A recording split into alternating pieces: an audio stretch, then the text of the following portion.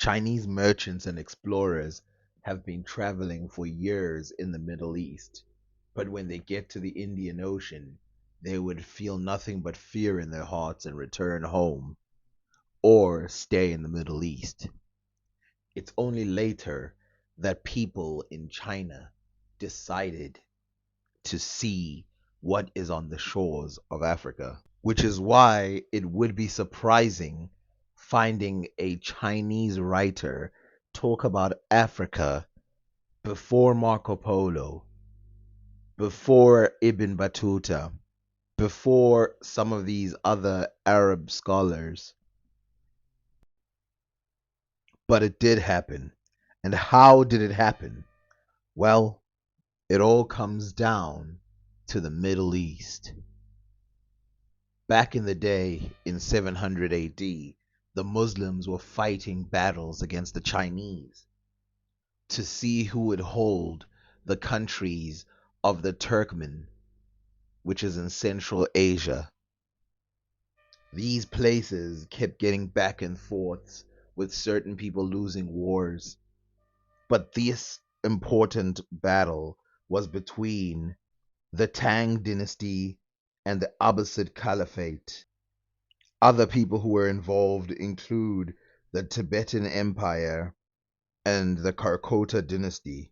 Of the parts that the Muslims conquered, they captured some people, and one of the people they captured was a man named Duan, who became a prisoner along with an artisan named Fan Shu and Liu Xian. So in the mid 700s, he had a lot to write about a lot of places that he was in, including Arabia, including Africa. Unfortunately, a lot of what his writings were lost to time, and some of it has been recovered. Luckily for us, the piece that's been covered is from Africa. Unlucky for us, we don't know exactly which part of Africa he's talking about, but we think it's between North Africa and East Africa. We also went to Molin, southwest of Jerusalem. One could reach this country after having crossed the great desert of Sinai and having traveled 2,000 li, approximately 1,000 kilometers. The people there are swarthy and their customs are bold. There is little rice and cereals, with no grass and trees on this land. The horses are fed with dried fish, and the people eat gumang. Gumang is a Persian date. Subtropical diseases are widespread. After crossing into the inland countries, there is a mountainous country which gathered a lot of confessions here. They have three confessions: the Arab, Byzantine, and Zimzum. The Zimzum practice incest, and in this respect are worst of all the barbarians. The followers under the confessions of Arab have a means to denote in law, while not entangling the defendants' families or kins. By description alone, I'm leaning that they're talking about Sudan.